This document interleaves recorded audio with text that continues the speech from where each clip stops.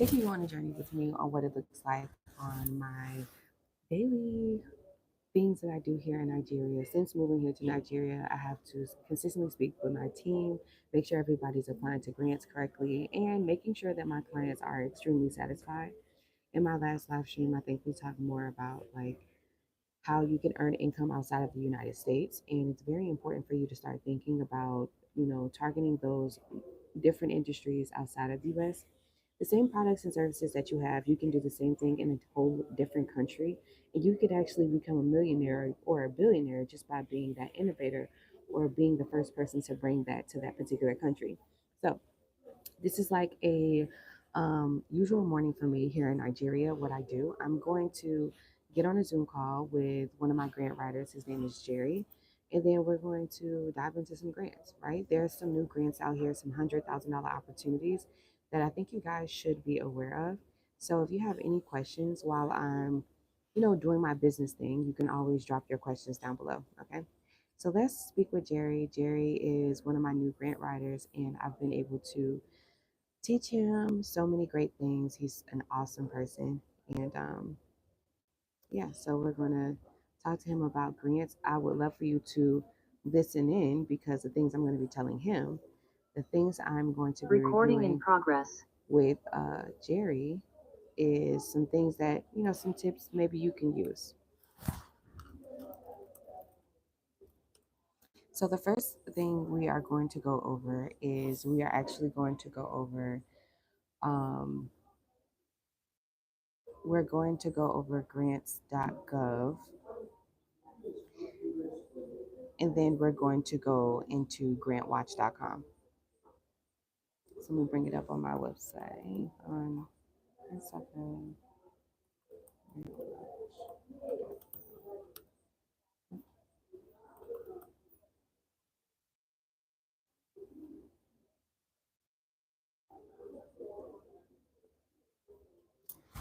Good morning, Mr. Allen. Yes, it is 10:55 in the morning here where I am, almost 11 o'clock in the morning here in Nigeria.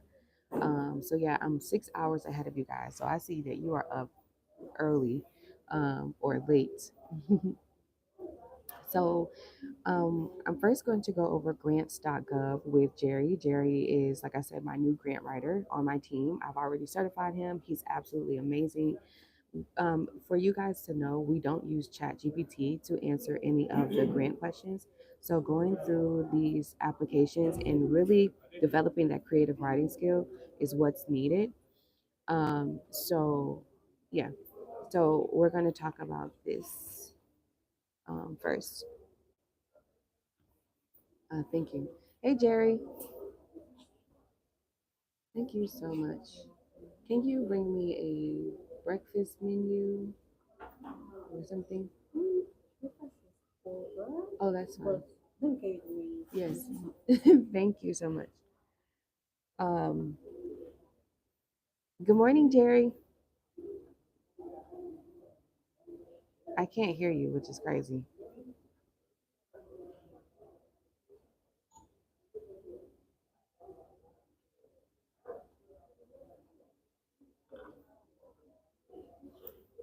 Good morning, guys. I'm always happy to see you. Jerry, I can't hear you. I don't know what's going on. Thank you so much. I wonder if you guys still have it's like hummus and, where's that? Yes, chips and hummus dip. Please, yes, bring that. And bring a side, when you bring the chips and hummus dip, bring a side of lemon. I will remind you, yes, the lemon, yes. Hey, Jerry, I can hear you.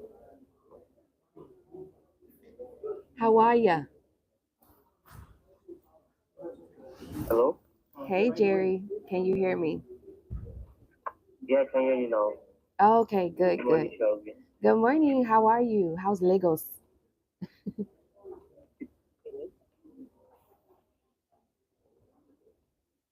Hello? Can you hear me? Yes, I can hear you. Is the internet connection not good this morning? It's kind of poor. I don't know how. My network is always misbehaving. Okay, I okay.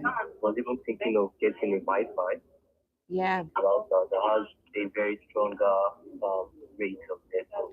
Yeah, we do need to get you a Wi-Fi. Okay, so what I'm going to do is, so we don't have to use much of your data. I'm going to send you a screen Okay, recording instead, okay? And I'm going to walk you okay, through Grants.gov, and then we'll talk more about GrantWatch.com in the chat. But I don't want to take okay, up much more of your data, so I'll send you a screen record. okay. Thank you very much. All right, Jerry, enjoy the rest of your day. We'll talk in WhatsApp.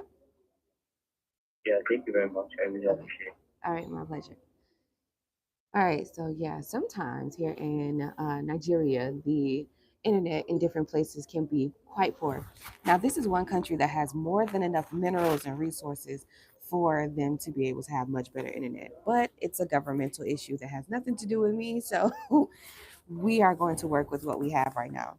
So, Jerry is my new grant writer. Like I said earlier, I have certified him and he's absolutely amazing.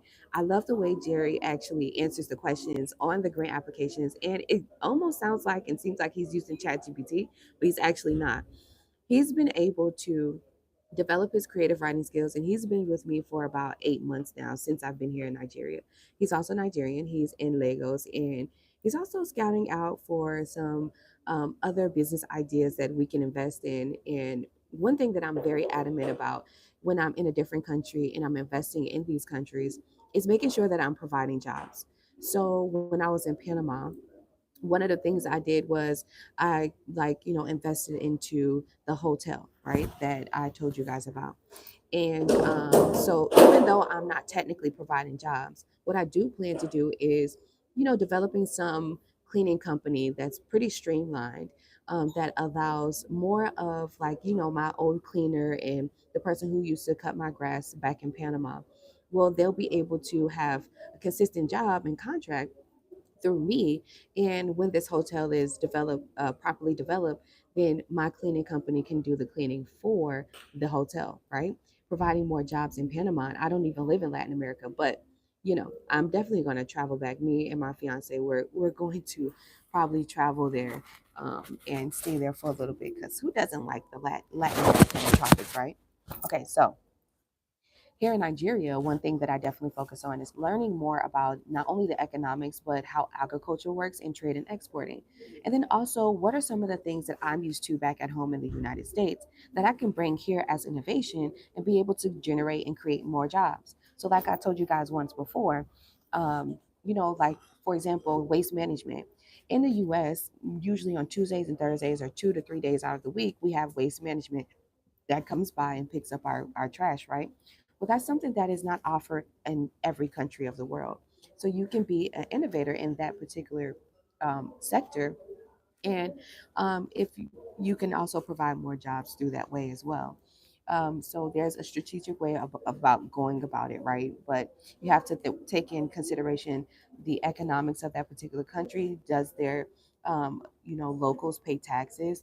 Or how much would it cost if you are going to take in money for this to be able to run, right, on a monthly basis or a weekly basis, right? What does that look like? So if you were to get into that particular market sector, you must understand, do the market research, right? Must understand the economics of that country and then be able to provide more opportunities for them, right? So with me being in agriculture, with me buying cows and rams and goats and livestock, right? Well, I'm going to, sorry, I don't have to, but what I've been able to do is hire more people, right, at that particular farm that is raising my livestock. So that way, my particular group of people that I've hired can be able to take care of my livestock specifically, which allows me to only focus on my people that I've hired instead of focusing on the entire farm or the people that they have at the farm that I don't know and I probably don't trust. So that's how that goes. Now, eventually, I'm going to get like my best friend and buy a whole acres of land, and then have a whole bunch of different agriculture going on, from rice farming, hibiscus farming, livestock farming, right? Taking care of goats and cows and stuff.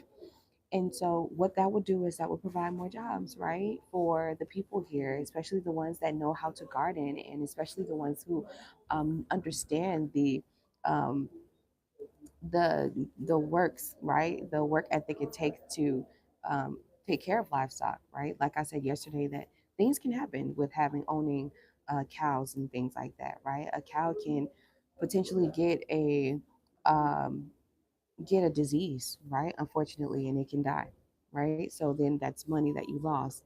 So it's a whole thing that goes into it. But when you are so adamant and so focused on the consumers only in the United States, it can be quite stressful because you have to think about what is the mindset behind your target audience.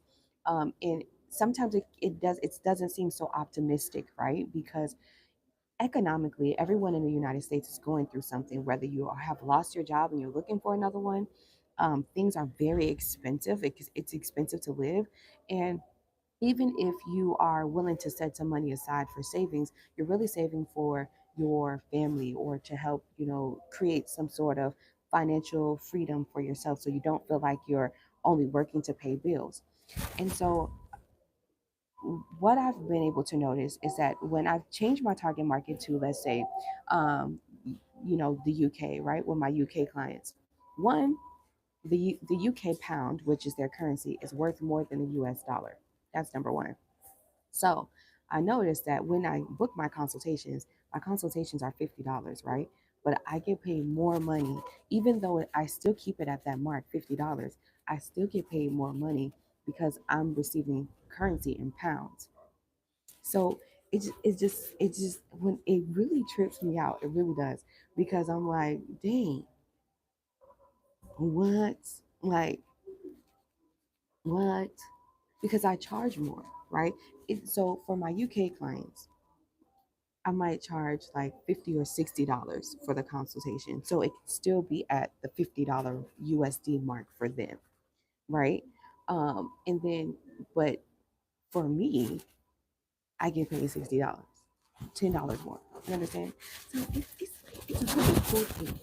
It's a really cool thing. It's so fun to learn more about like how you can make money in different currencies. And then you have payment processors like PayPal and Stripe that allows us to receive different currencies. So I get paid in Naira, I get paid in UK pound, I get paid in what is it? So many different currencies when I'm doing consultations with people all across the world. You may think your business is mediocre, but your mediocre business, whether it's lawn care services, plumbing, hair care salons, beauty care services, whatever have you, it will be something so innovative and so new in a different country. And you technically don't have to travel to that country, but if under my advice, I totally advise that you first travel to those countries first, learn more about what their culture is like and their economics is like before you decide to, start a business there. And no, you don't have to have your business registration in that particular country. Yeah. So you could just simply use your LLC and EIN number that you're using in the US and have all of your processes set up in the US. So your Stripe, so your payment processor, your bank accounts, right? You definitely want to go with a bank that's international. So like Bank of America, um, Fidelity, right? And you would use these banks to be able to receive money in different currencies. I'm telling you, it's so awesome. Don't limit yourself to only making USD. Friend, with what's going on in the world, honestly, you truly need to open up, expand your income, expand your ideas in your mind, okay? Because you don't want to be stuck in just only receiving USD and then the US dollar goes down and you're like, what the heck is going on?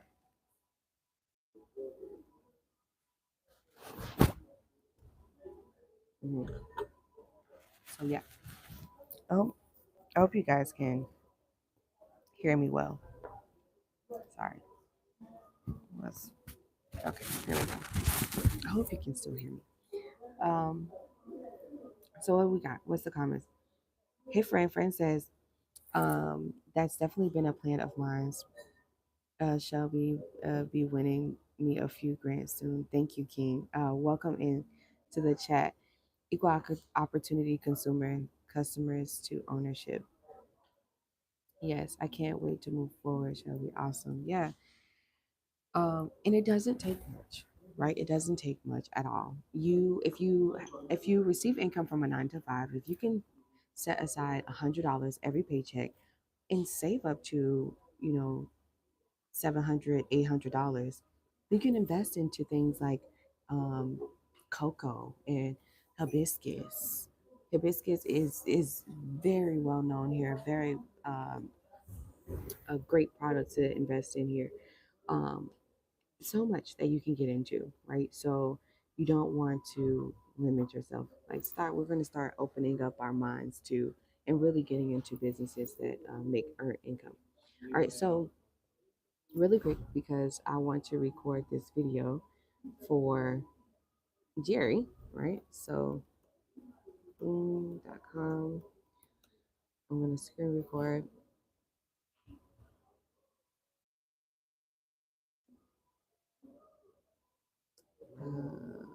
Where to start it?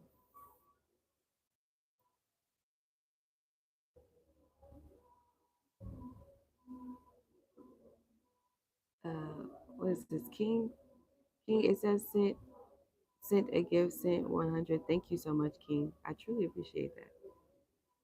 I don't know how that works. I'm like, oh, this is interesting. All right, let's see what this is like. We're gonna log in. I'm also gonna share you my screen too, right? We're gonna walk through this thing together. But I'm logging in so I can screen record.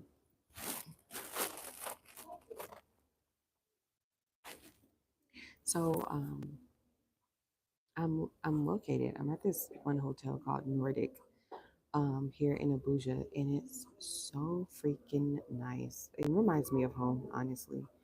It really does. And usually, if you guys like ever saw that, I used to go to like different hotel places and just record from there. Let's see, and the new video, record a new video. All right, so I'm going to show you what we're looking at here. Hopefully, you guys. Okay, first things first. Let me clean this up. I don't have my usual this. I don't have my usual thing, so I'm sorry. We're gonna have to work with what we got. 105. No, that's too low.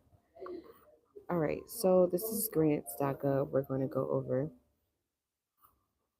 I'm hoping. I know it's like not really perfect, but yeah. Oh, using that. Wow. Okay. Right. We don't need me in there, so we're good. All right. So Grants.gov.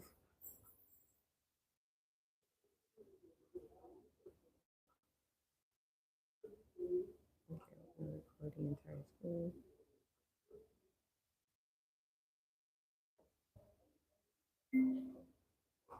All right, Jerry. So this is grants.gov. Grants.gov is the government website for small business grants in general. These grants through this particular website are funded. So they can be federally funded and state funded. So our client is looking for state and local funded grants, right? Because he watches my YouTube channel and he already applies to a majority of the grants that I talk about on YouTube. Okay. So what we need to do is we need to um, click on search grants and use the keyword, the filters on the left hand side to search for some grants in his favor. Now, sustainable energy, right? Sustainable energy, because he's into lighting fixtures, right? So that's what he does. And let's see if I can pull up the gallery of lights, right? He's based in Texas and also in Louisiana too, right? So the gallery of lights, he does lighting fixtures for walls, ceilings. He does contracts. He does so much, and he resells lights. Well, he also has lights that are sustainable energy, which means they don't require so much power to use. Okay. All right. So keyword we can put sustainable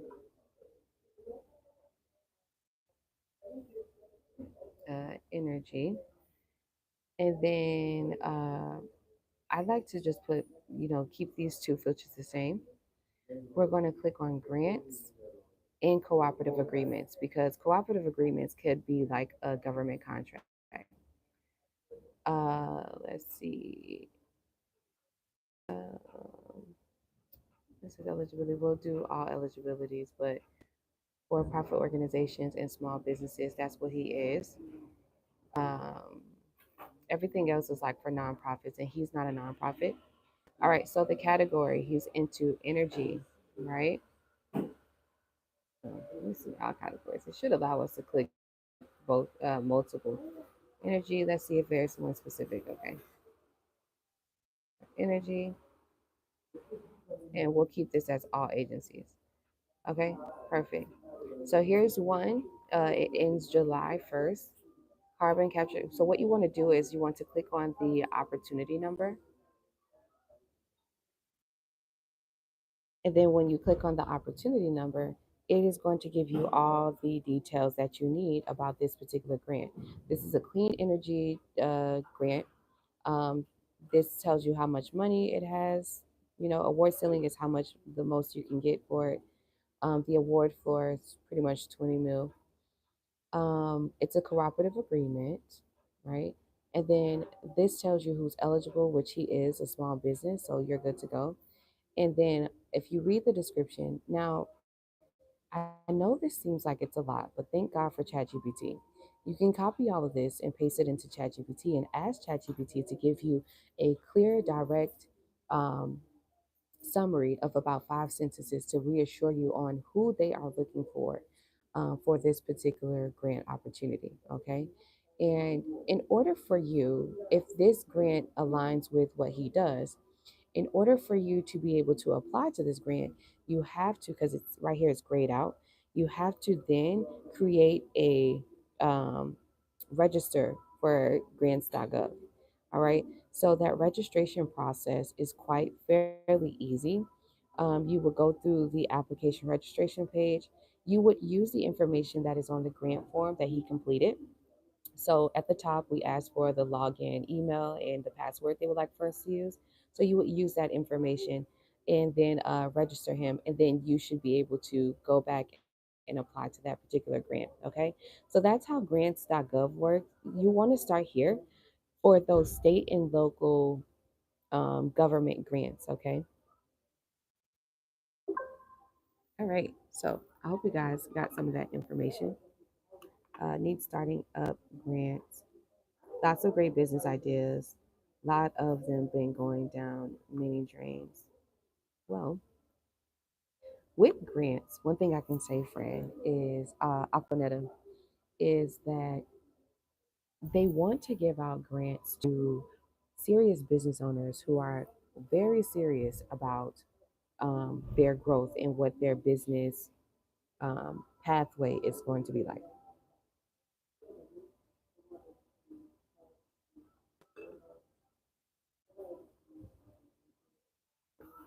So, what do I mean by that? What I mean is, friend, you need to have a business plan. Okay. The Gallery of Lights is based out of Texas, right? He's my new client, and he sells those light fixtures, outdoor lighting, all that good stuff, right? His business plan is absolutely amazing. He hired someone to write his business plan. He didn't hire me, but he hired someone to write it. And we went through his business plan yesterday because he wanted reassurance to make sure that everything was okay. And so a business plan that thoroughly outlines, okay, I, I forgot we have to be signed into this. A business plan that thoroughly outlines who you are, right? So about the company or about the idea. What is the idea's service and product?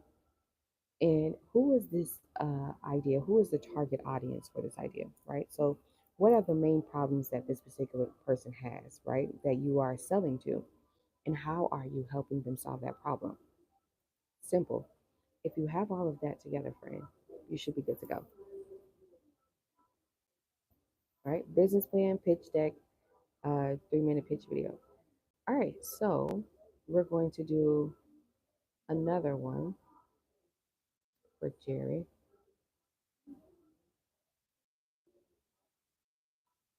We're going to record a video for.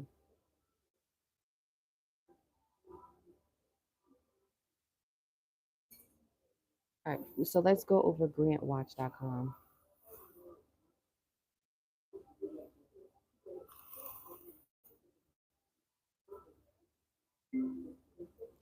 All right, Jerry, so let's go over GrantWatch.com, which is my favorite grant search engine.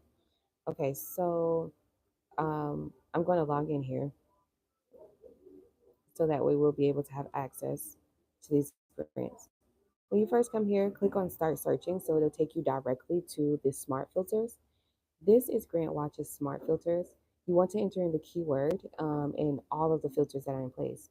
Remember, the Gallery of Lights, which is our client's business, he's located in two different locations in two different states, Louisiana and Texas. Now, Texas just it so happens to be his main headquarters where he stores all of his lighting fixtures. However, he also has a place in Louisiana where he wants to open up a new showroom. So we will look in both locations. So let's do sustainable energy.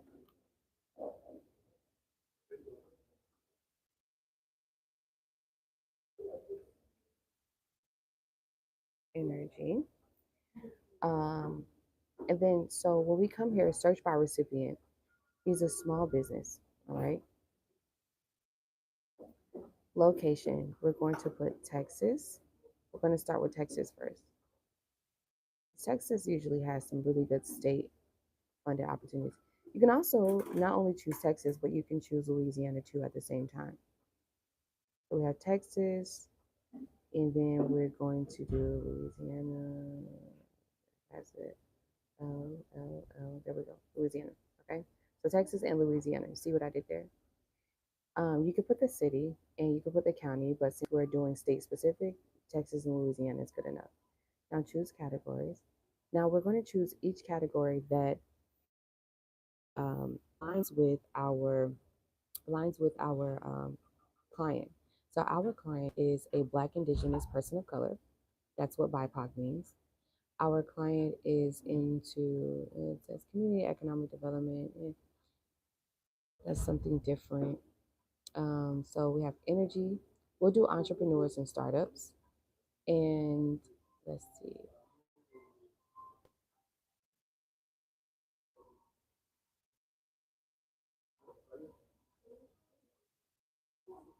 There's a small business.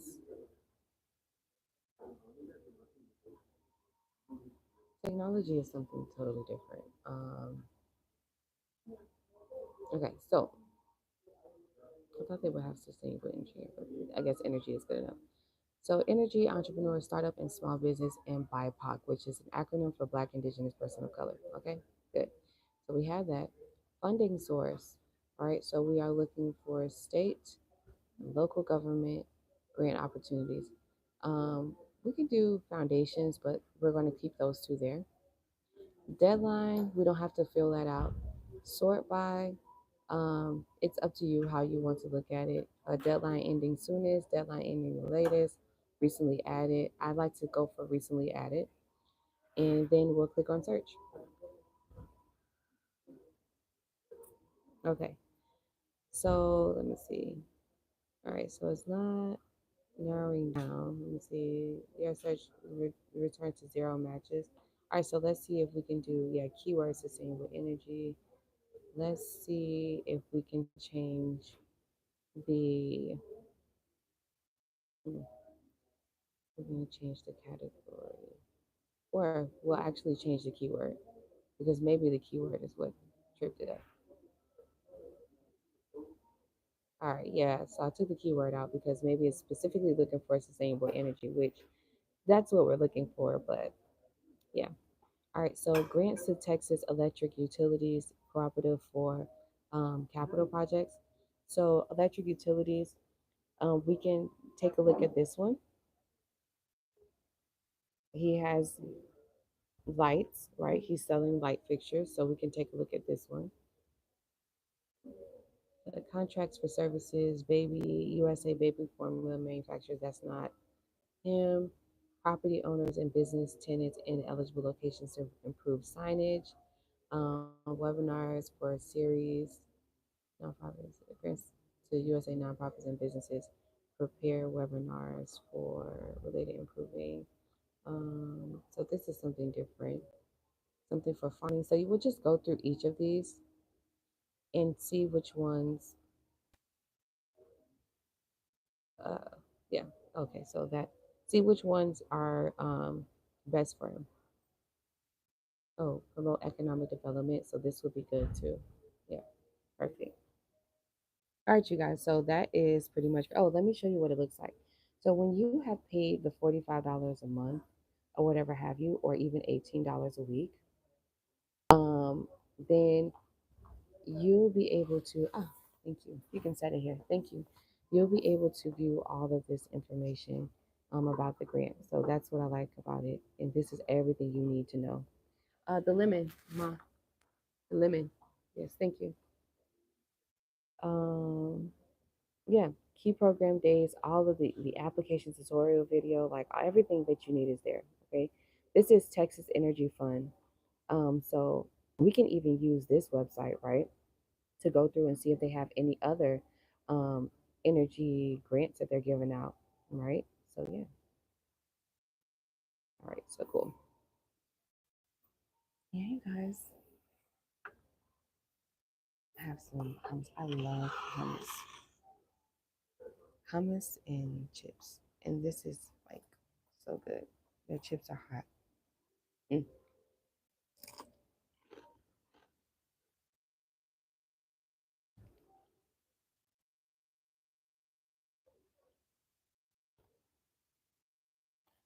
Fresh hummus. Wow. Fresh hummus. My God. Oh, thank you so much. Thank you. Mhm.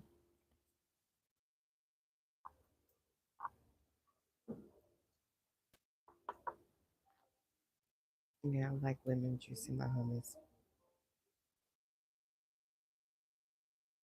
Okay, so any questions about what we went over? Mm.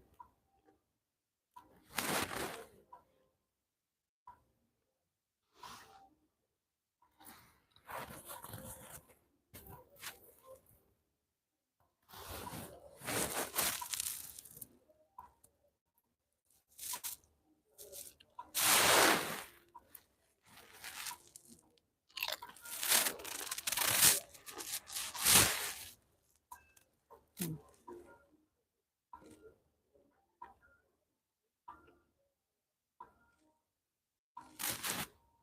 So,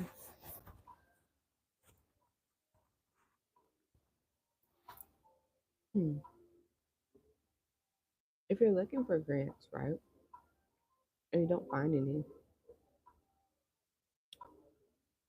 then prepare yourself for what I would advise, right? Because I think it's a lot. I can look at the grants, I can't find any that's in my business. All right, so this is the thing.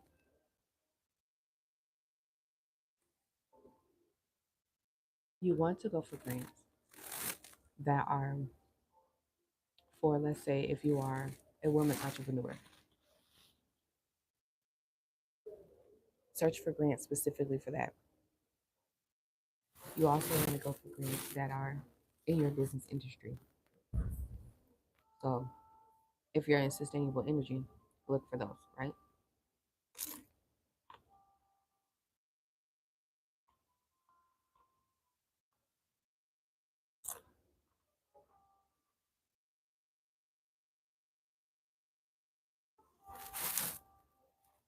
If you tried looking for grants and you've applied to all that you can, what I would do is I would try again in the next week. If- On a weekly basis, there's new grants that's uploaded to these grant search engines. I would give it another week, and I would focus on this week with being properly prepared for those opportunities. Hmm.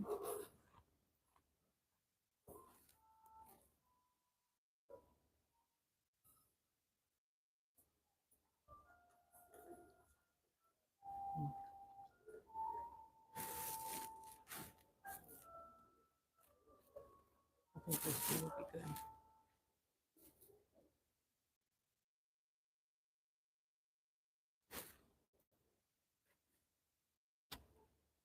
So this is what I do on my morning brunch routines. Is 11:30.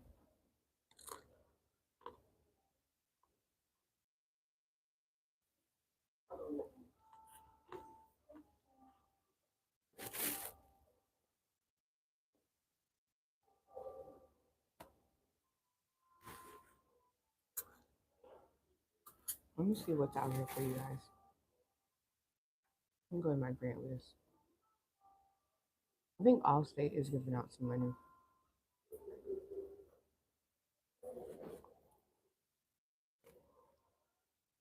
I wonder what that means. Let me see what that means when you send a gift.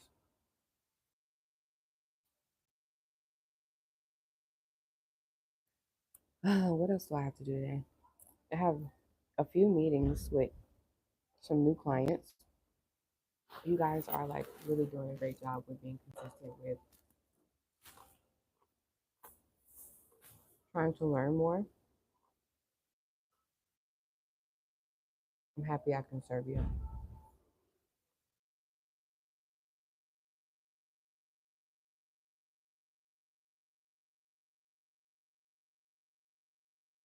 Um,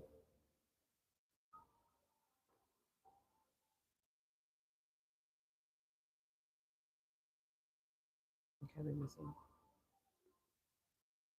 You know, this whole economic war thing is really crazy. And it kind of makes me feel like we're back in 2003, 2004. Hmm. Remember when George Bush did the same thing? That's what it feels like. And I'm like, mm, I gotta tell my people, like, don't be so bent over on those things. Life moves on. It's not the end of the world. Don't believe TikTok.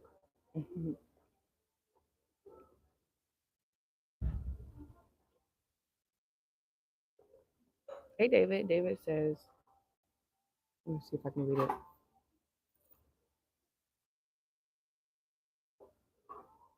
Thanks for joining me this morning. Okay, so David says, there aren't any grants designed to build a structure. The county suggests looking for a large venture capitalist or a hedge fund individual. Most grants fall short in finance. Can you expand on this? So yeah, no, there wouldn't be grants for to build a. Okay, so what are we talking about structure? Are we talking about like real estate or are we talking about arts? You said structure, so I'm trying to figure out what are we talking about with structure? If we're talking real estate, you would go for cooperative agreements or government contracts. If you are in real estate development, if we're talking about arts, then there's definitely art grants out here. Real estate, okay, good real estate. Thank you. Um, so let's dive deeper into what you're talking. Designed to build a structure in real estate. So are we talking about like skyscrapers? Um, what are you trying to build?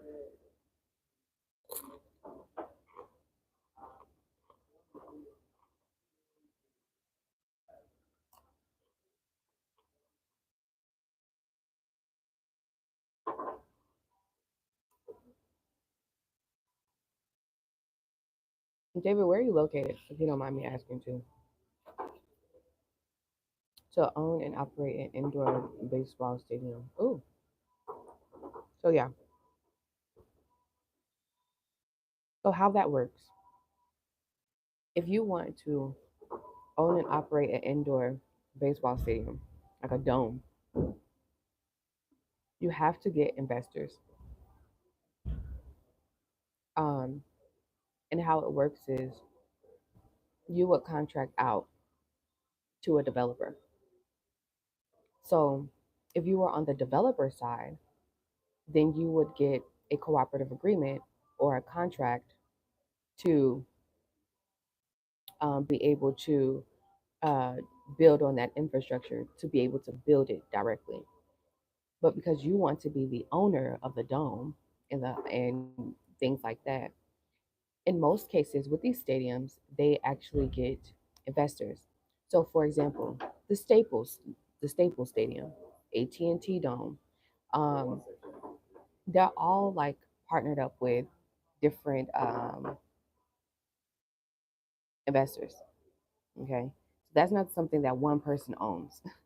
You got like over 100 investors that are partnered up to make sure that you have the necessary money to be able to develop the dome and to keep it in operations, which is paying the bills of it, and also being able to offer more than just concession stands, right? So especially like let's say the Atlanta Falcons football stadium, they actually have a hotel inside of it, right? So it's more than just you have to get investors for that for sure. And how do you get investors? Hmm. And what team is going to be the main team that will use your dome?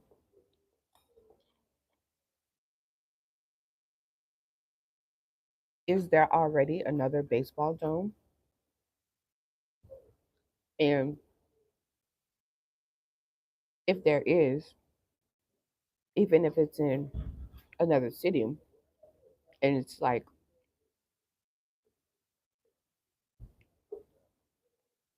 you say international hotels on property, amateur athletics, okay? So amateur, okay, so we're just talking about like, is it like more of like a neighborhood thing? How big it, yeah, nothing like this in the US. Okay, gotcha. Okay, yeah. So how you would do that is you have to really convince the investors that there's actually money in this. That's what it's all about. We'll give you the money, but is there money in this? Like in amateur athletics, what is the most that you could win from a championship? Will you host them championships? So you don't have to answer my questions, David, but these are things to take in consideration and to put inside of your pitch proposal. So yeah, there will not be grants for you to be able to open up a dome. That's the big boys game. Mm-mm. You got to pay to play for that one. There's levels to this. Yeah. Mhm.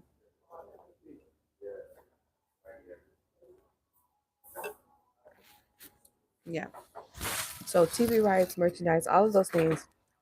Just be very specific in your plan and pitch, and actually have numbers and actually have a pathway of what that looks like. Um, yeah, you know what I mean. Explain what that looks like inside of your business plan, and inside of your pitch. Make sure you explain what are the steps that you have to go through in order for you to get TV rights, merchandise, in order for you to do hotels on property and amateur athletics, in order for you to do your marketing strategy, in order for you to be able to gain all of those people that will be coming there. So what you need to do is write a really good pitch that is very detailed and thorough, that explains that if you invest into this, This is how much money, how we'll be able to make the money. And with your investment, you will start to receive a return on your investment around this time, expected around this time. And also you will start to, you will receive this percentage, which means you can make a potential this amount of money within the first 2 years of operations.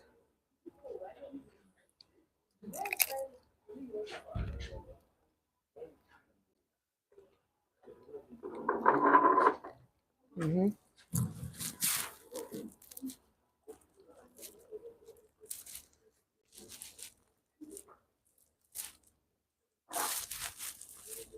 Hello, Sherry. Good morning.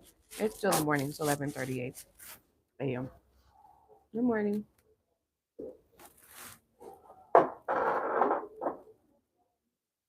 I have the pitch. It's just I don't have the expressway, the network to reach the venture capitalists. There should be a lifeline pool of investors out there that I have not seen. Oh yeah. So have you went through different angel investing apps? Have you used LinkedIn? Because this is not a thing that you do sitting at home. This is a thing where you have to get out and literally network. Like this takes movement. You have to go out to networking events, go to those high places, go to those golf courts and golf clubs and go to polo clubs, and it's time for you to like put that suit on and get to work. This is not a thing where you just sit at home and you're sending DMs. Oh no. This is building relationships.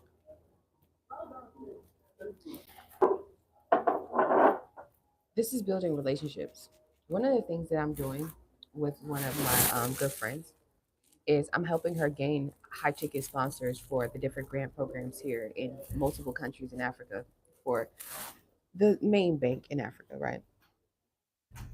And so what we have to do, I created the strategy of the execution strategy on how we're going to get sponsors to reach about $4 million by the end of 2025. You need to create an execution strategy and find out where those people are and go for it. I'm on LinkedIn. I have also had a membership to the Stadium Managers Association. Awesome. So build relationships with those people and start talking and start getting to understand how things work and how do they think. And then sometimes it takes a little bribing. You know what I mean? Sometimes it's like I have done things where I have paid for $300 lunches. $300 lunches in Miami. I have bought Swarovski crystal bracelets. I have done things to get what I need in my business, right? So sometimes it takes that. It's all about how aggressive you want this to really work. And with such a big project, yeah, you have to, it's personal interest for sure.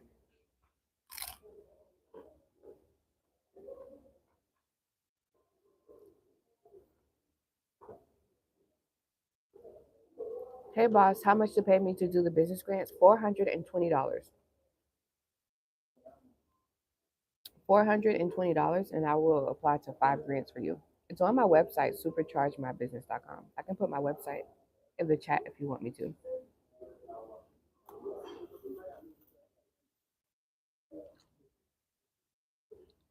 Hey, Shamise, thank you so much. Um, Angel investors fall short. Yeah, you can always say that. It's not always true. It's a ladder. You have to be optimistic about this thing, David. If we're not optimistic, like, have you went for an angel investor and have you actually done a few pitches? And I'm not talking about five. I'm talking about like about 50.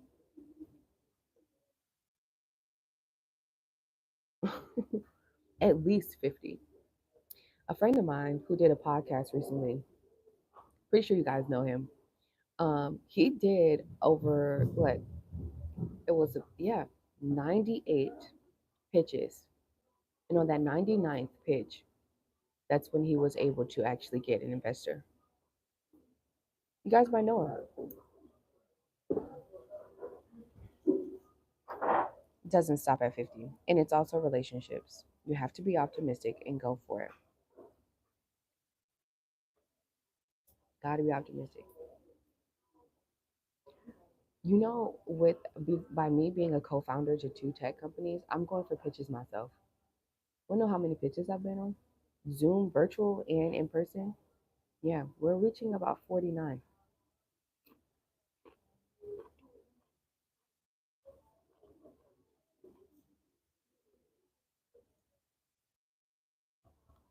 No, it's not easy. It's not easy at all, but it's worth it.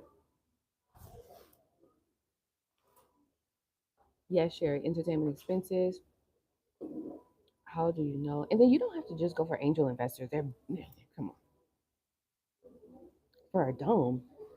You could start there, but you got to go for the big leagues. Takes a little bit of bribing. What's in it for me? What's in it for me just to have a lunch with you? That's a different level. David, I believe in you.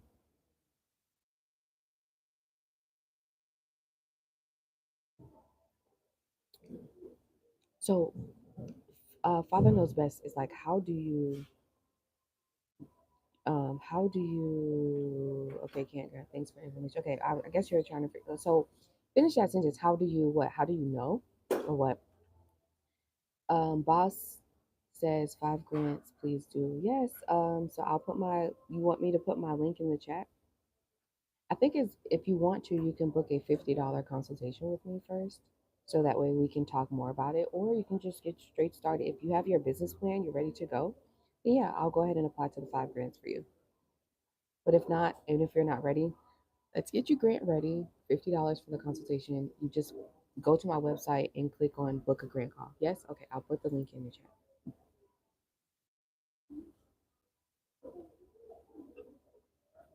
Yeah, there's a few things you need to have before you go for grants, right? A business plan and a pitch deck for sure. So I'm going to put my link here in the chat for you. And I want you to click on book a grant call. And what you'll do is you'll pay the $50 and choose a date and time that works best for both of us. So worth it. Very worth it. It's 45-minute Zoom call. And I'm teaching you everything you need to know about how to get grant ready, but it's very important we have that conversation first before going for any grants, right? I'd hate for you to apply to a grant and you just simply don't know what's going on the application or exactly what they're asking for. And then so what happens is you don't win a grant and then you start to feel like everyone else who goes for grants incorrectly. You start to feel like grants are not a real thing, or you start to feel like there's no hope for you in this business funding world when that's absolutely not true. You just need to be properly prepared and understand and comprehend the questions that they're asking. Right, friend? Right.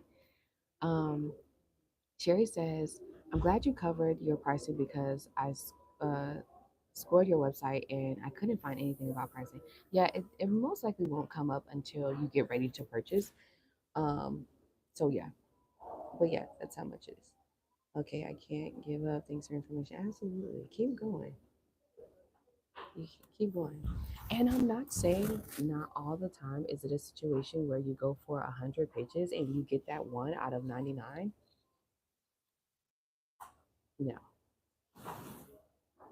no. Sometimes you can just go for 30 pitches and you'll get like 10 calls in less than a week, and they'll all be like, you know what? Prayer, dedication, and prayer for sure. Ask God for favor.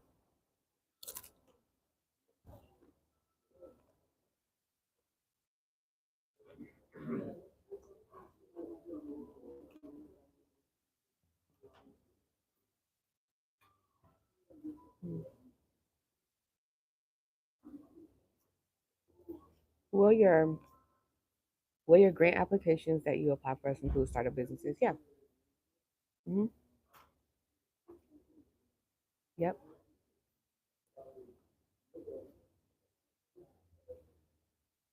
But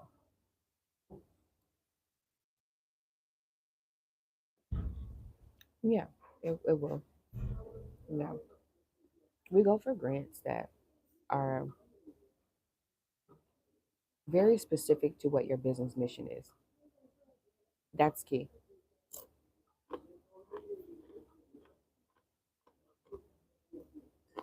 Mhm. That's key. David, what is your, I'm curious to know this. What is your what is your top concern? What is your top concern when going for investors?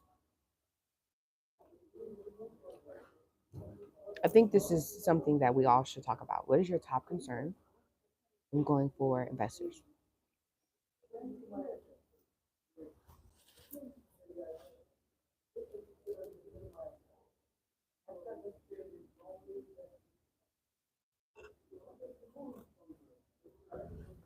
I really want to know because I'm pretty sure the same concern that you have is the same concern that everyone has about funding in general. And I think it's something that we should talk about. We need their confidence. Aha. Yeah, Frank.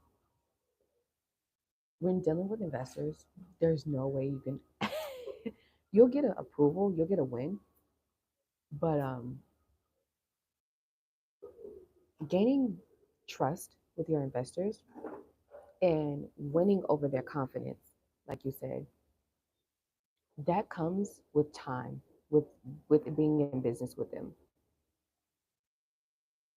Um, Once they see that you are legitimately reaching those goals that you promised to them,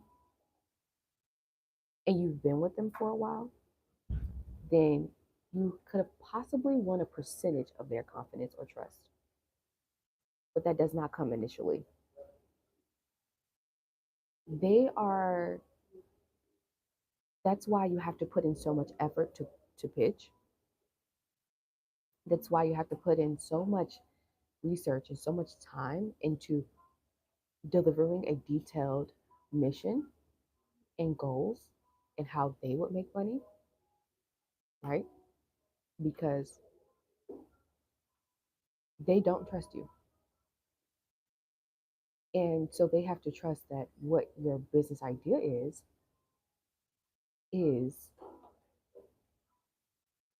legitimately going to make the money regardless of if you suck at being a business owner.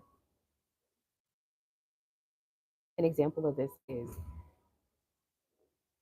say say you want to get into hair care products. It's $1 billion industry. Hair shampoos, um, hair body oils, wigs, things like that. So it's a no-brainer that you pretty much be able to sell as long as you have a good marketing strategy. Like putting yourself in stores like Walmart and Target. Well, not really Target, but you know what I mean. Okay, we're back. Good.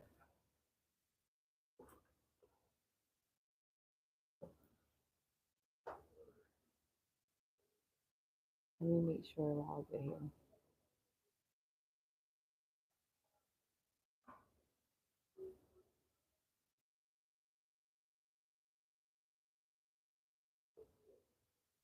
Okay, we're back.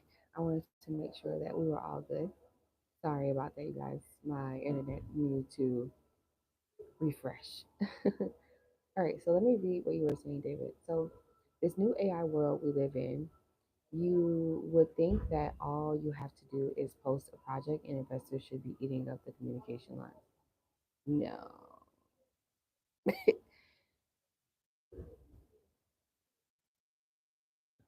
no, that's not how it works at all.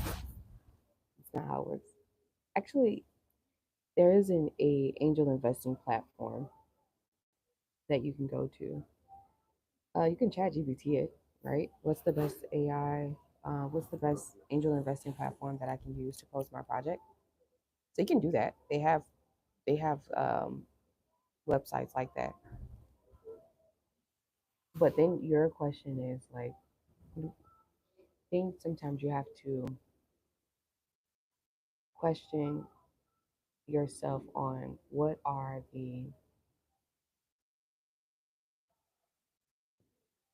your limits.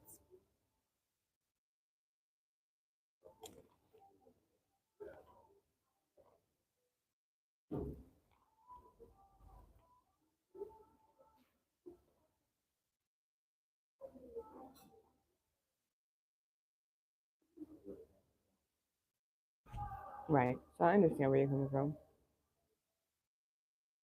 Well, it's not like I invented baseball. Everyone enjoys America's greatest pastime. I guess passport. Um, it's just telling the people that amateurs can have an indoor stadium as well as pros. Yeah. Mhm. Yeah. Fine.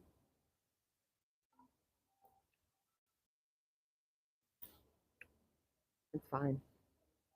Depends on how big you want it to be. Like if you want it to be like a actual baseball stadium size,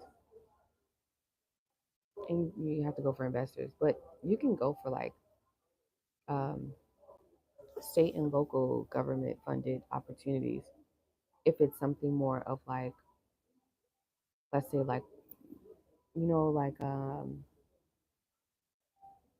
no bigger than like a baseball field or a football field for like a high school.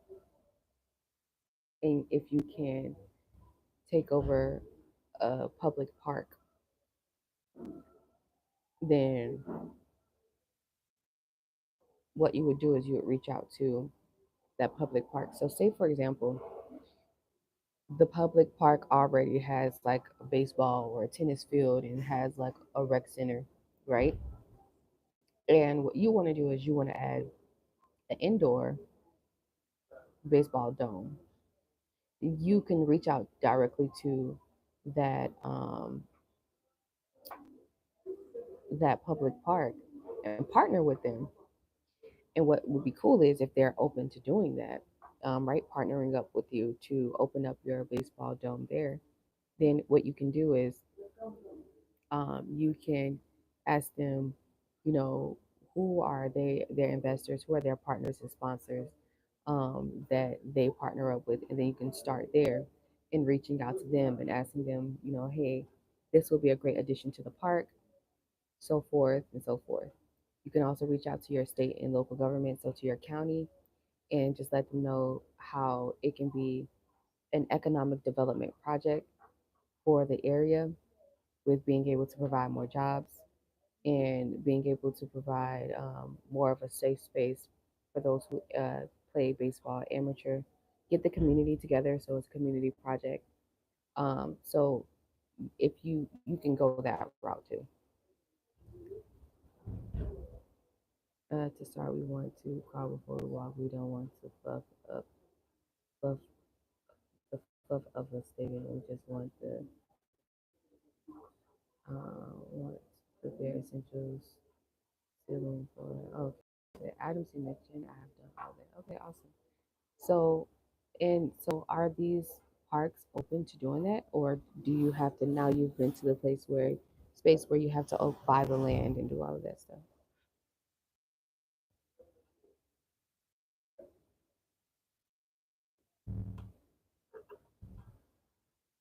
And then angel investing would definitely be a good go-to because the big investors would be like AT&T and all those people. Everything as you have described it, I have. Awesome. I mean, don't give up. Again, be consistent. It's not like a one-time thing. You gotta bug them. Yeah.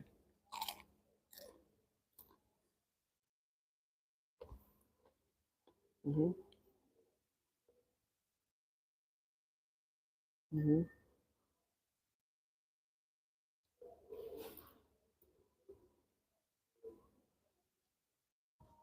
AT&T used to be one of my sponsors. Awesome. Yeah.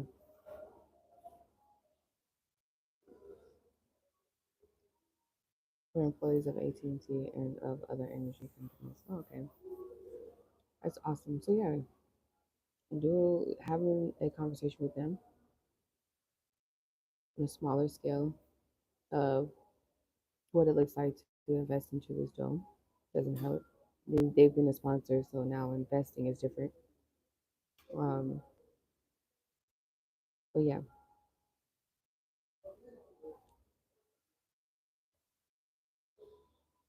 also get your community involved. Like economics of the whole idea has been hit by the recession, and after recession, instability in the government, tariffs, and so on. So get your community involved. I would do like a poll of how many people in this specific area would like to have a baseball dome, because then that will show, okay,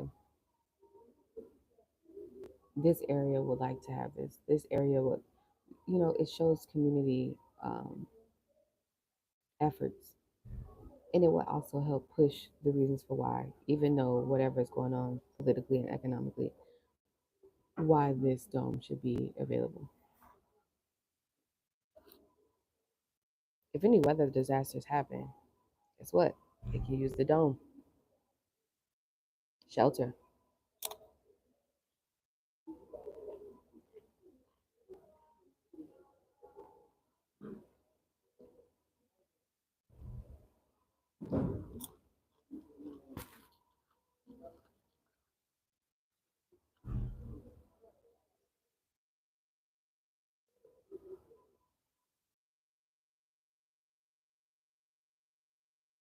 Okay, sure, definitely drop your website.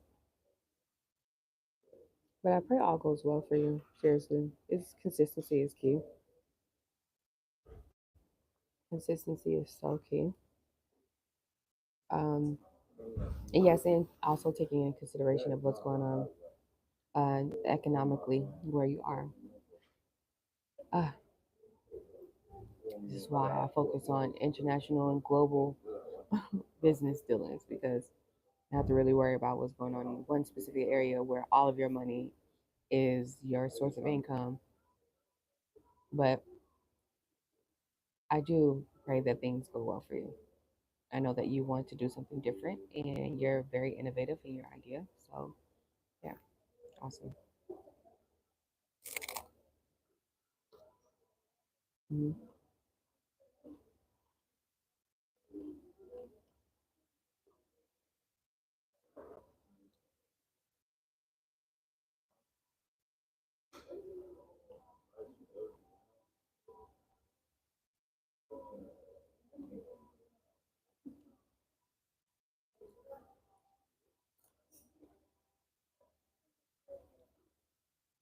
Right. But so put your email inside of the chat.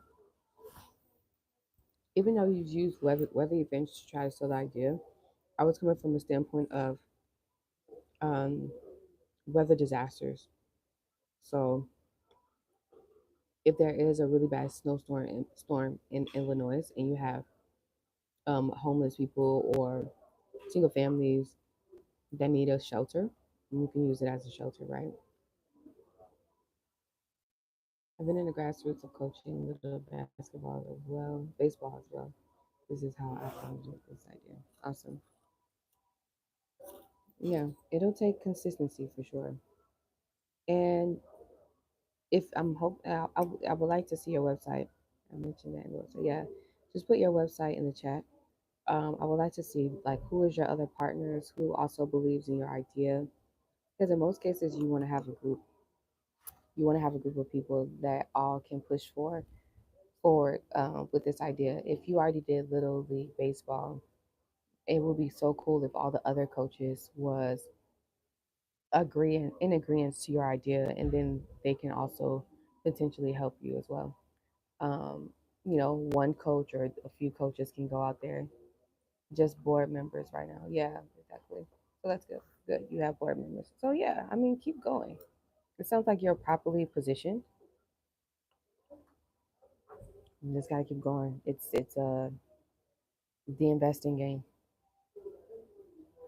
and then while at the same time finding ways that you can generate income and start taking in donations from like the community. Yeah.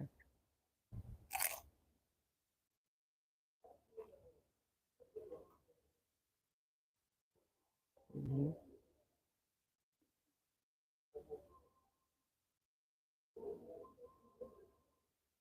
Hmm. Yeah, you're getting closer. Keep going.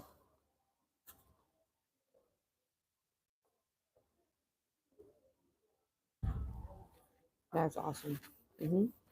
So you can show resilience. He says, yes, I have an Amazon store, which also takes a bit of profit to keep on a store on Amazon. Yeah, it does, but your income from that, if you're selling baseball things and items, and you should be good. Whatever you're profiting from that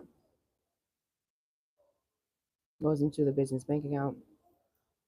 It then starts to show that regardless, you are doing your best to raise funds towards this idea. Yeah, it's not easy, but it's worth it. And then, you know, when you get that investor, then there's like always a whole nother side to things. But that's a different story. That's a different conversation for a different day.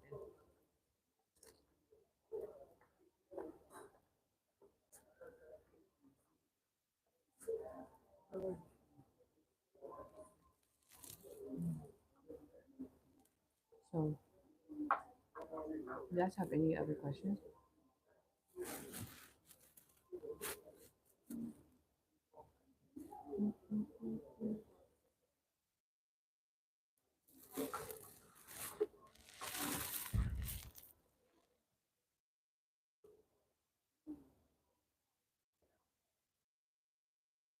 I feel like this was really long.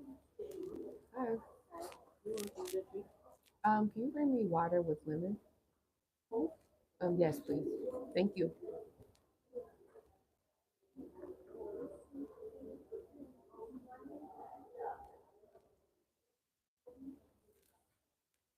Yes, awesome. Definitely provide me with your website. I still haven't gotten it. It was fun. Have to get started on my electrical power system backup. Okay, so yeah, put your website in the chat so that way I can check out your website.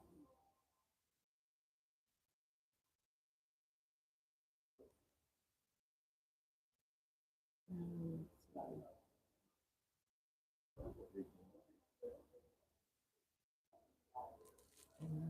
so what does that mean?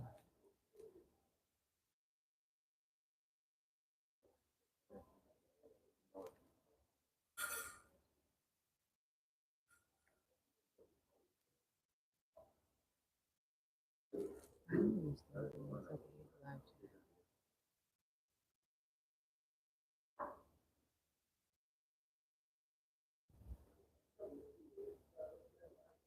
Show me support mechanism. Okay, so you can do a super chat. Okay.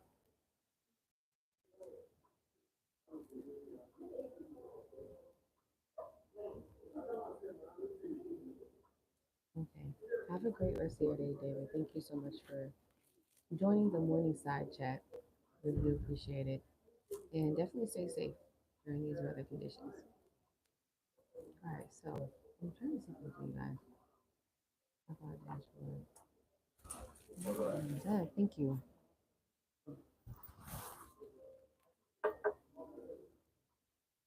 Oh, thank you very much. Hmm.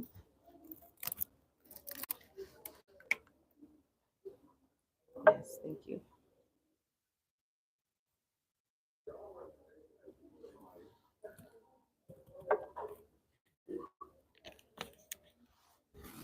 Oh, guys.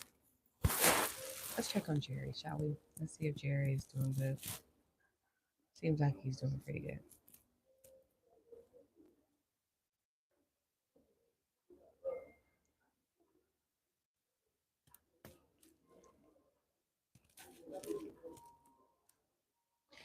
So, we went over a few things.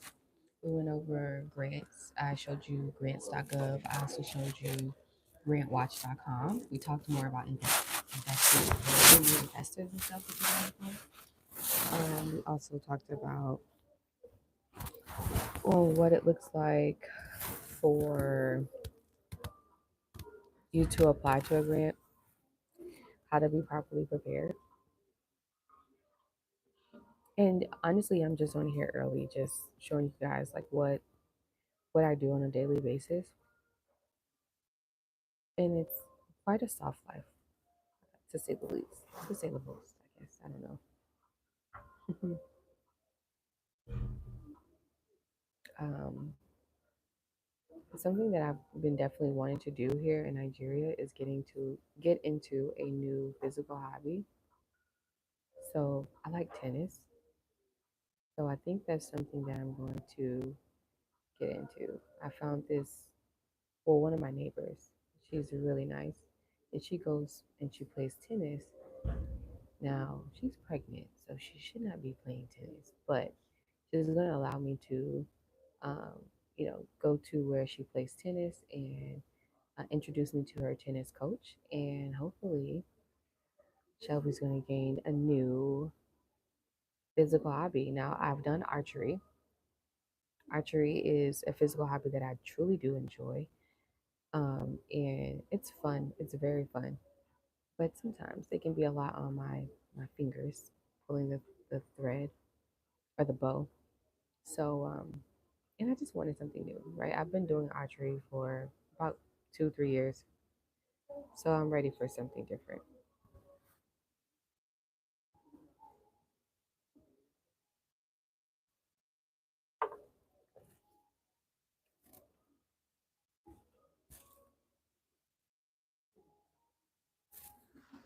I'm ready for something different.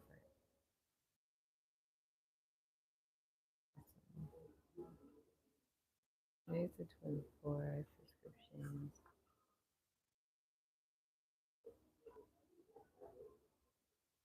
This will be there. Thank you so much, Miss Red Nose Pit. I really do appreciate it. Yes, thank you.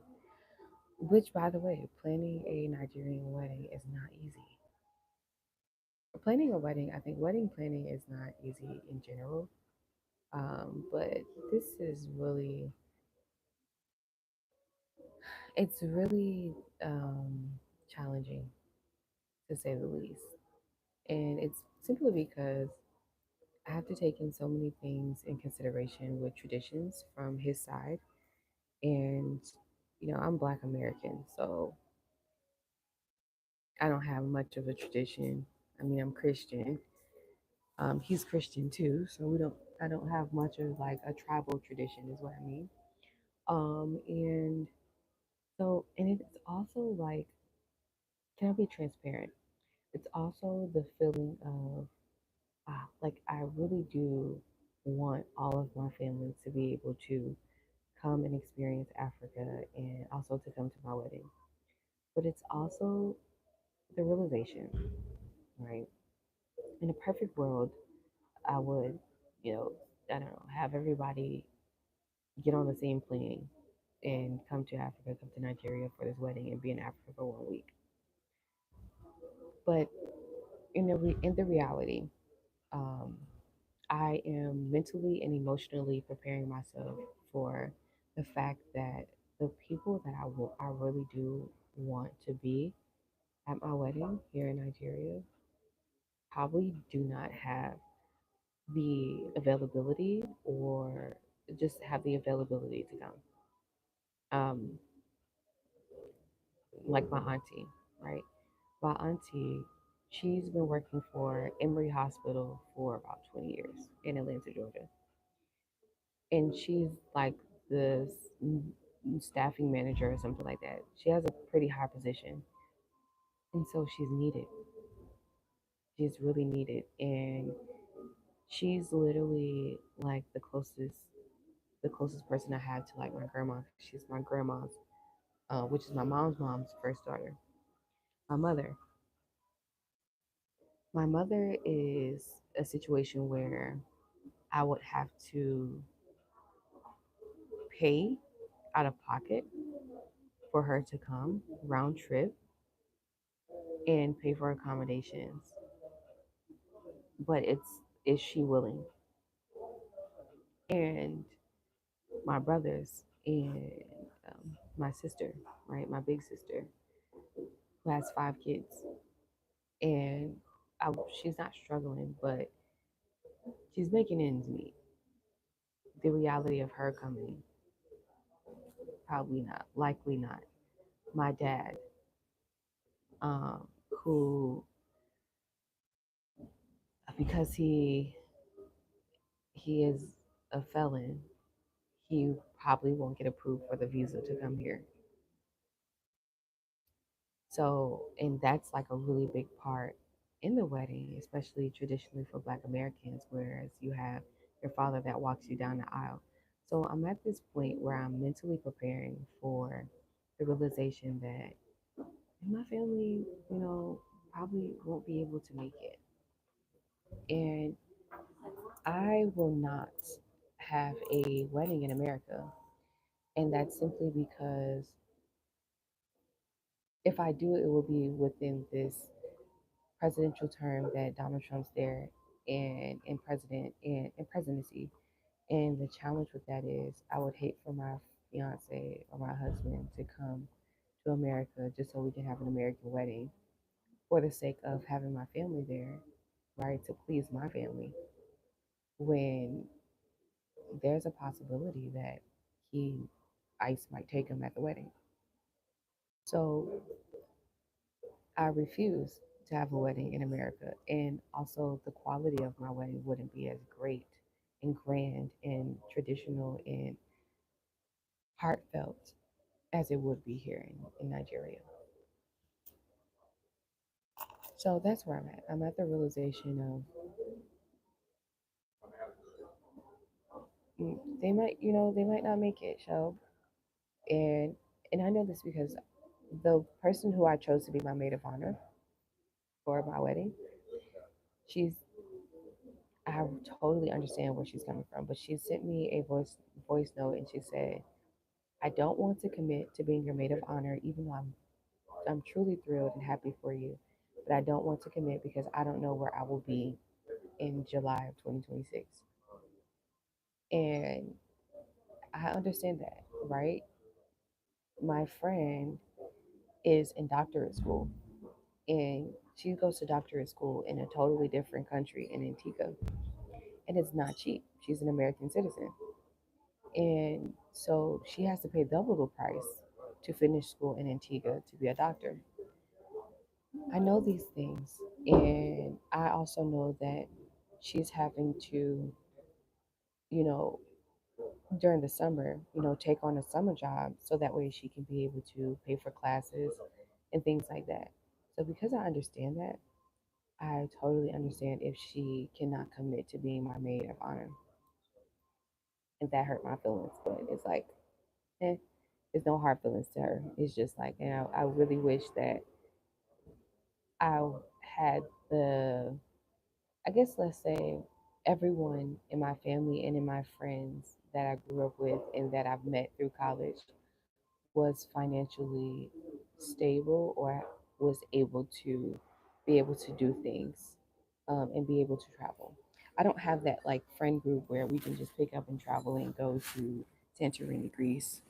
Um, I don't. I just never had that friend group, and I'm okay with that. But it's like I wish I did, right? Because then my friends would be well versed in traveling and they would already know. Like yeah, like they would prioritize coming. So I'm in the realization of you know what this is a really great time for me, and I should just prepare my mind for understanding that this you know, this is probably this is probably going to be a lone road for me. Yeah,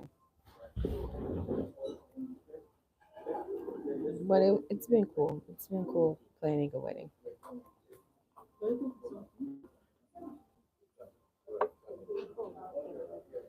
Alright,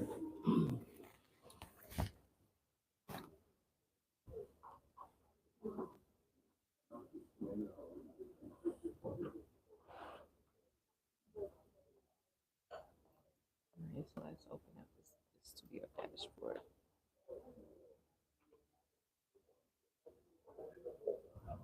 And this is how I want it. Thank you so much for the congratulations. Best birthday ever. I got engaged on my birthday, and it still feels like it was just 10 days ago. So it still feels like so fresh. I'm in bliss. Mhm.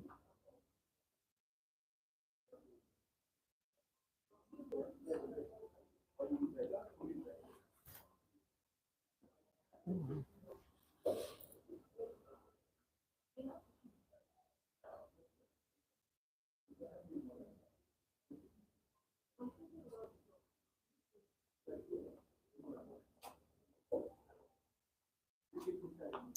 Okay, how does this work? I did add any covers.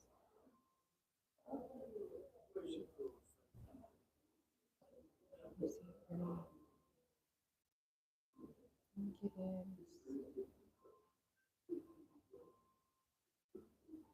So yeah, but how does that work? Uh,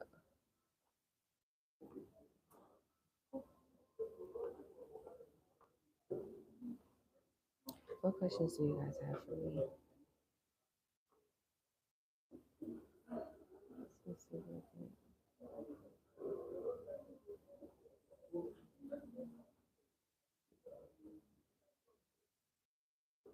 So I guess it didn't come until later.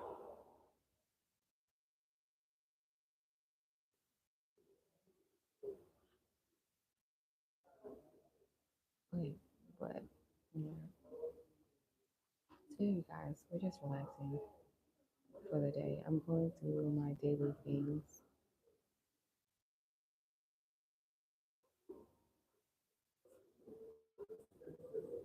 Um,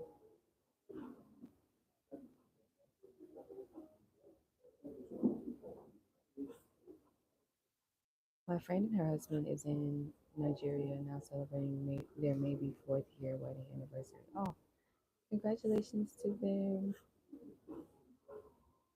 So awesome. So awesome.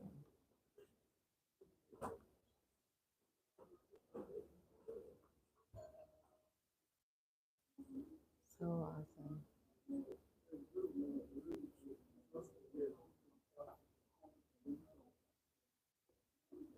I'm excited about like getting married and one day saying, oh, we've been married for 10, 15 years. I know. And we're getting married in 2025. That's crazy. Do I plan on visiting the States? I did. I wanted to come in August, but so much going on. And I'm hoping that all this economic war and all this stuff that you guys are going through, it's definitely demotivated me, right? Because I don't want to be on an international flight and then an airstrike happens from Iran, and then I'm screwed, right? So it's quite concerning to come over there. Very concerning, and so I pray for my family that's over there. But no, I feel like I'm definitely dodging bullets by being here and not having to be over there and worry about looking up in the sky every day to see if Iran decides to strike without us knowing. You know what it means.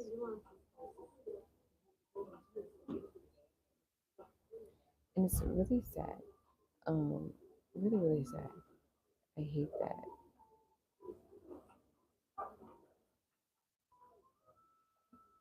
Let me see.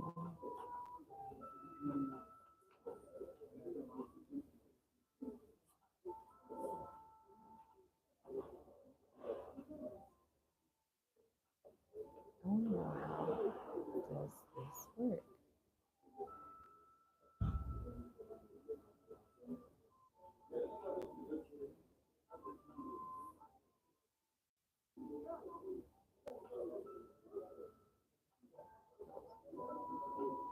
Yeah,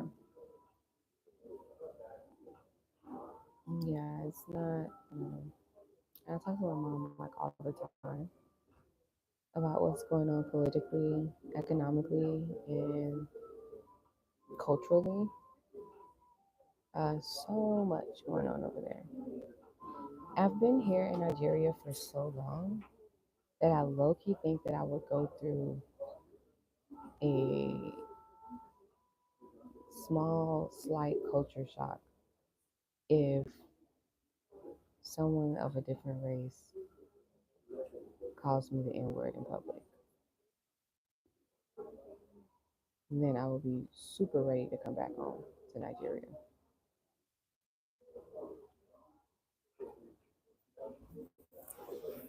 I never forget when a person told me that I should go back to Africa. Even though I'm Black American, I'm full American. I was born in America. I was born in Miami, Florida. Funny thing is, I packed up my life and left and went back to Africa, and now I have the most highest quality of life ever. hmm Yeah. So, yeah, I have something smart to say about that. Oh, go back to Africa. You mean the same place that you colonized, that you actually like and make a lot of money, all of the resources there, and where the quality of living is much better. The food doesn't have any preservatives or any type of GMOs in it, which means I don't have to worry about gaining diabetes and then big pharma trying to feed all of these medications down my throat to the simple point of I'm almost about to have cancer.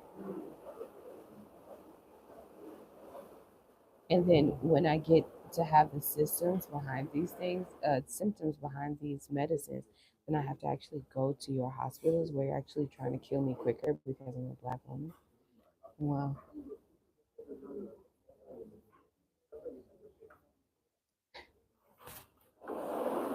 You mean go back to the Africa where I don't have to worry about those things.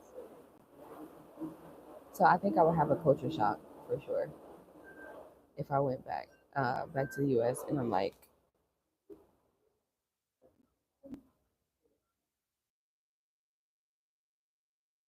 the things that I see through social media, I automatically makes me feel like, see, so happy. So happy that I am where I am. And I'm not rubbing it in, but seriously, seriously.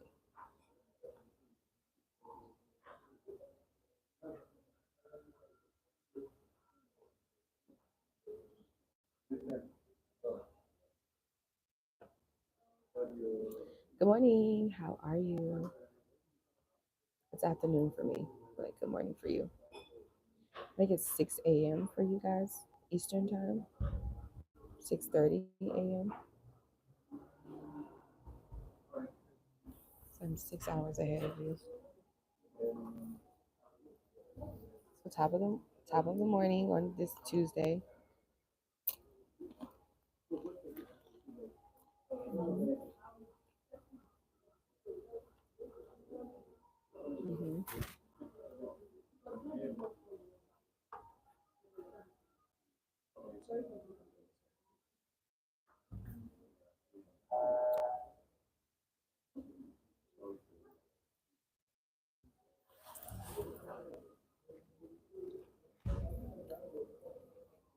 Yeah.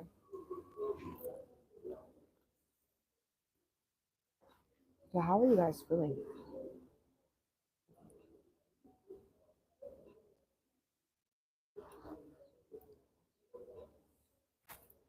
Like, what's so? How are you guys feeling? What's so different?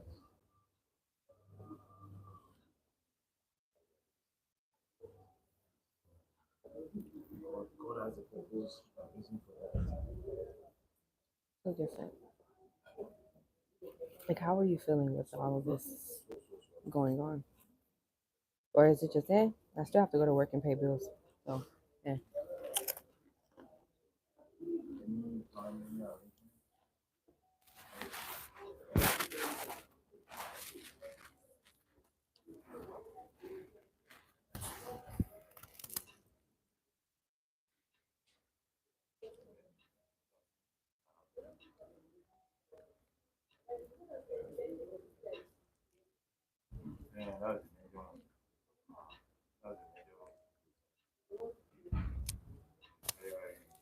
Let's see what's going on.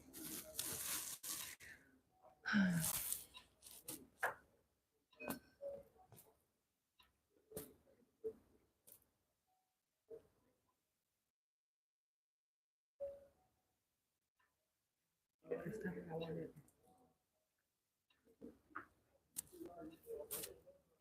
Good morning. Welcome in.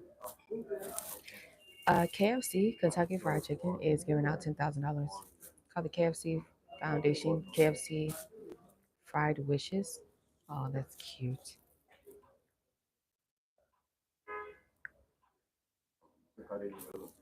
This is for nonprofits, though. Nonprofit organizations can apply for a $10,000 grant to fund a capacity building project on their wish list. There are three application windows in 2025. The KFC Foundation will award up to 20 grants per cycle. The next application window is from July 14th through the 31st. Expanding access to food and shelter. Oh, that's nice. And then we're for profits though. Let's see what else. Saks Fifth Avenue has one for nonprofits. Allstate, the insurance people, they have a grant. Let's see. The Allstate Main Street Grants Program, presented in partnership with Hello Alice and the Gen Network.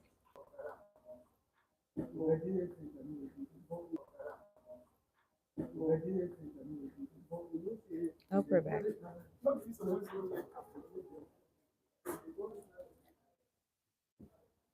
Sorry, you guys.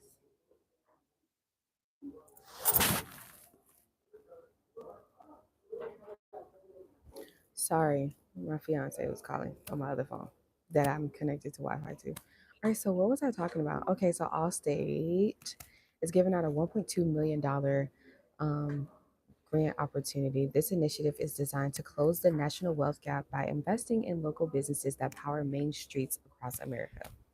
Through this program, 250 entrepreneurs will be selected to participate in a 12-week boost camp accelerator focused on helping business owners strengthen their operations, plan for growth, and improve financial stability.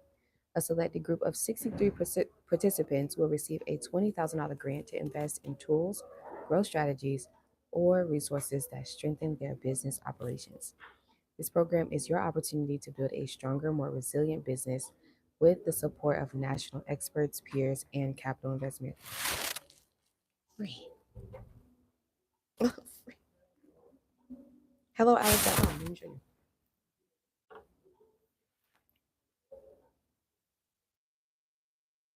You see it?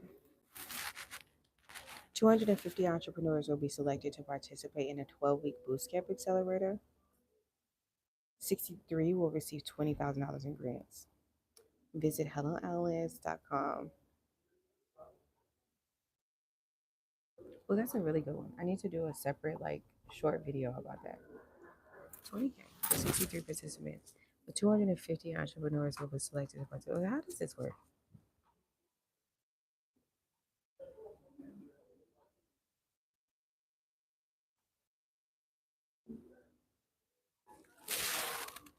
All right, so you must be a for-profit business, not have participated in a Hello Alice Boost Camp in the last 12 months, have generated a minimum of $25,000 in revenue or more in 2024, a demonstrated need for funding and access to business coaching, and must be willing to participate in a virtual business boost camp starting September.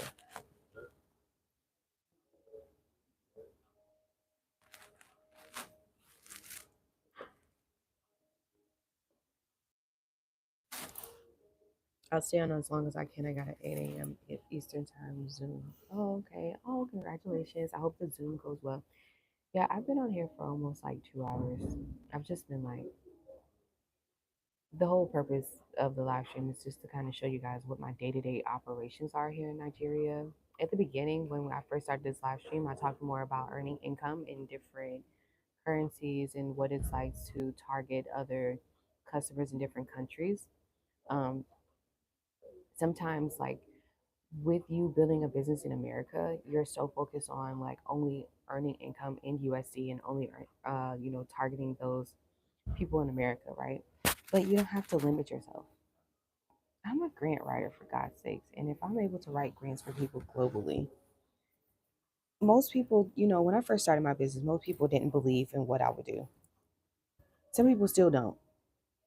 Like, how do you make money? Like, you're just writing grants for people. Do you take money out of their rewards? No, that's against my code of ethics. I solve a problem. Problem is, you need funding. You don't have time to sit down, search, and apply to it. You don't have the creative writing skills it takes for you to win. So I have all of those credentials. I have testimonials. I have 10 years of expertise in this, and I have other organizations, governments, programs, and clients of testimonials and certifications in this. That's what makes me qualified. Meritness, meritness, meritness, meritness. Being able to show development, skill development, being able to show proof that what I do is legit, right? That is how I earn income. I don't make money on the back end from winning people grants. That's against my code of ethics. So when I first started this business, most people didn't believe, like, oh, because at the time everyone was doing credit repair, credit consulting, and financial planning and all that stuff, right?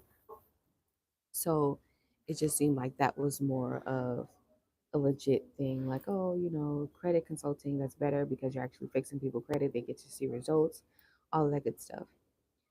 But it is a mental stress to target those who do not want to prioritize their financial well-being. And those are the type of clients that you get. You get in those industries, especially like credit repair, you get people who are not serious about developing their financial portfolio and their credit portfolio. They think and they take credit as a game.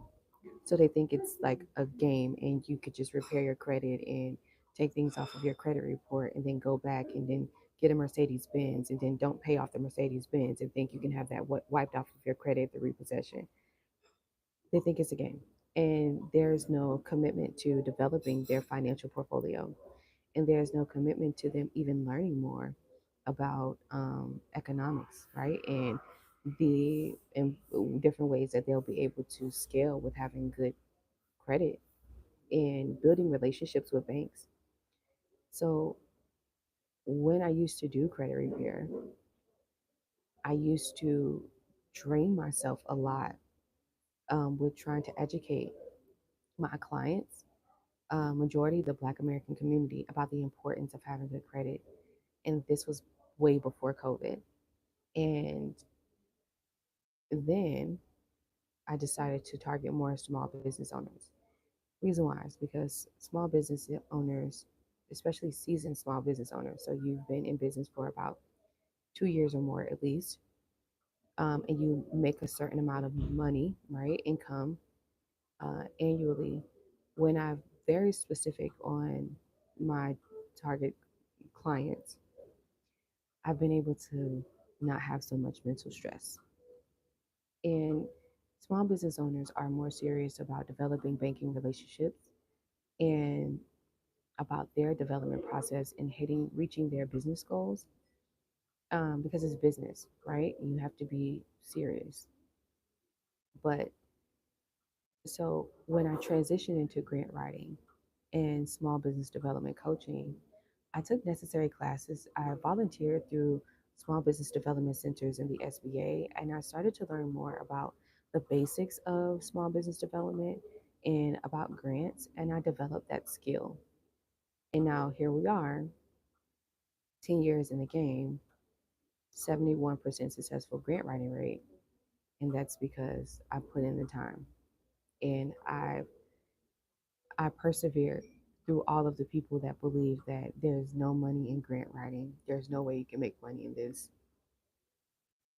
And those are the people who are going through so much stress, even now to this day, with their credit repair clients. Yeah. And I felt like credit repair is so cookie cutter. I wanted to do something that was much more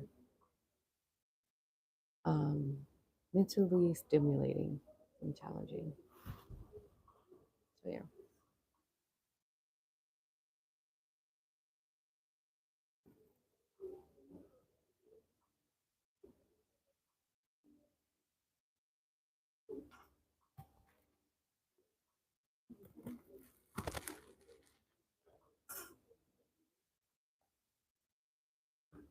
Thank you. I'll make sure I catch the replays. And so true. One thing one of my mentors said, don't make it hard for people to pay you. Yeah, don't. That's a really good one.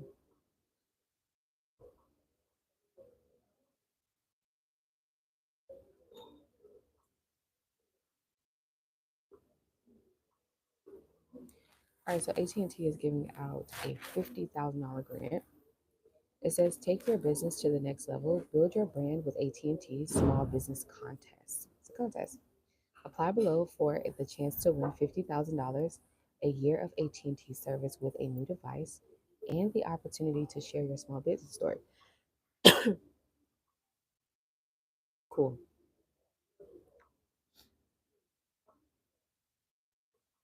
So four runner-ups will receive 5,000. The grand prize winner will receive 50K.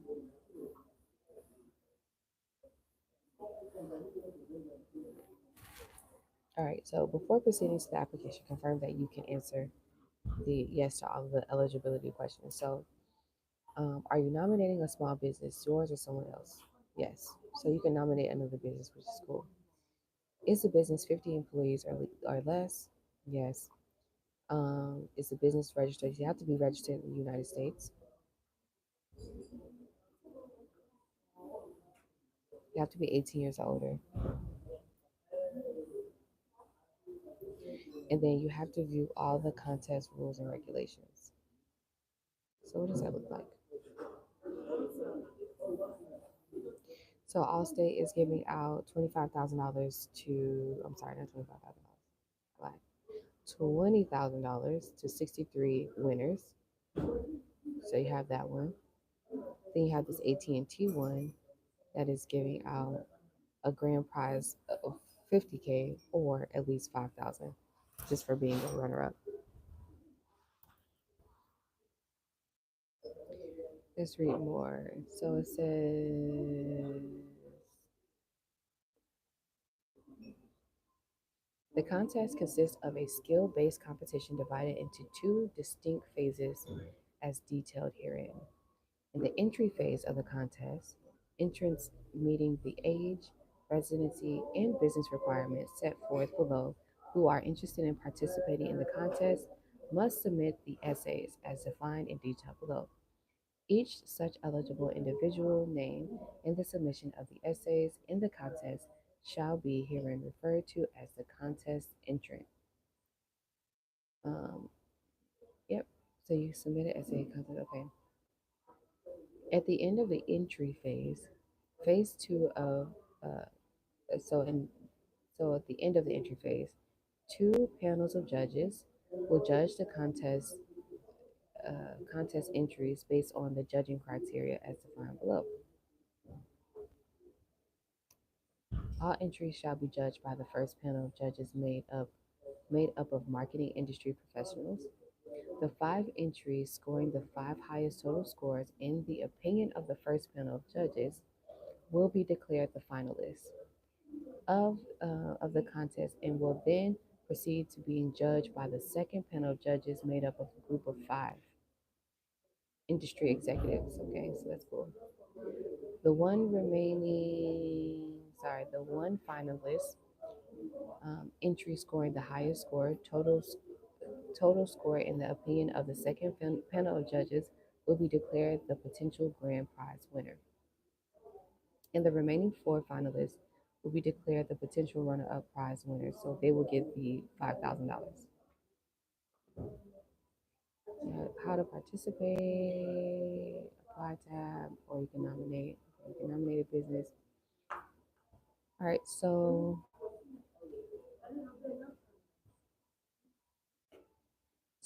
if you are entering in a chance to win the $50,000 grand prize and you're entering your own business, it says develop your first unique essay in 750 words or less that details the overall vision, mission of your business, the impact it makes on your community, and how receiving $50,000 would impact your business and how you would use these funds. First essay. That's the first essay. In addition, in the 750 words or less, develop a second essay stating how your business embodies connecting changes everything. So, the second essay, okay, connecting changes. Okay, the first essay and second essay may be referred to hereafter in combination as essays. Continue to follow the directions at the contest site, providing your name, email, birthday, phone number, business name, type of business, and all the other business details that they need. Complete the process of entering by attaching essays attested to being eligible and having read and agreeing to official rules. Then you'll click submit.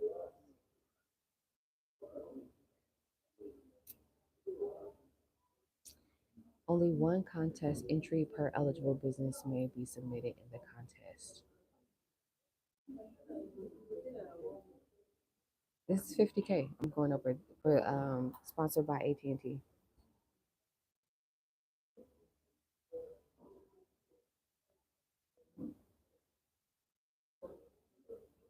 What else? Let's see how they're judging you. All right. Contest judging resolution of ties. Winner notification and prizes. Each of the submitted eligible contest entries will be judged according to the judging criteria by the first panel of selected judges as detailed above, resulting in 5 finalists. And all judging shall be completed one, I mean, all judging should be completed on or about November 30th, 2025.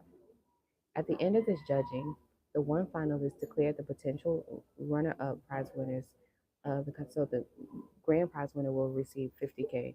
The other 4 finalists will receive $5,000 each.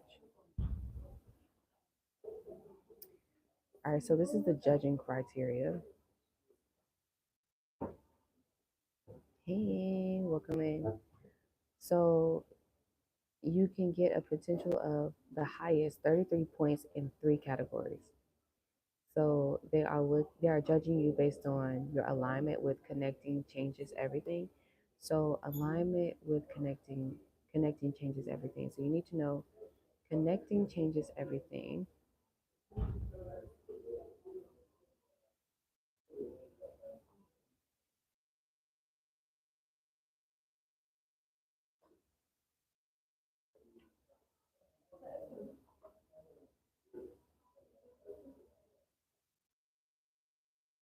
Hmm.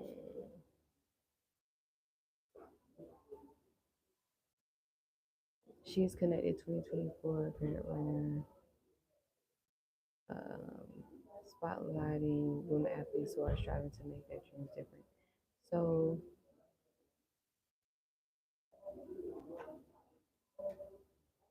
you need to understand more of what I would do to increase your chances of receiving the highest 33 points is learning more about the winners and understanding what connecting, okay, what connecting changes everything. Alignment with connecting changes everything. What does that mean to you, right? So they have a YouTube video about the person who won the She's Connected grant in 2024. I would watch that video because that woman, she used to be a CNA.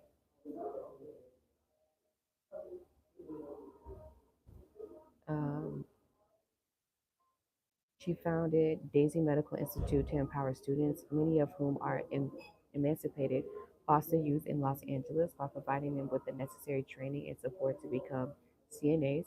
Her vision extends beyond merely training individuals for a career. It encompasses foster stability, resilience, and opportunity for those who have overcome changes in life. See what I mean? So she's connected. Um,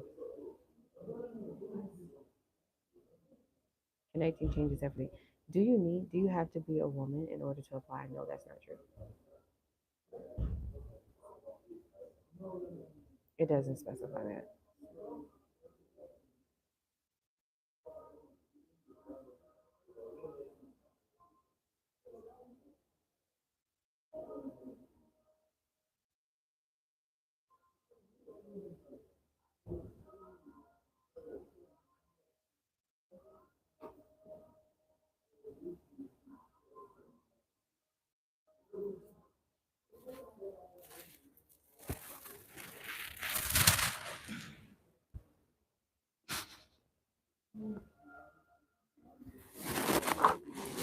Yeah.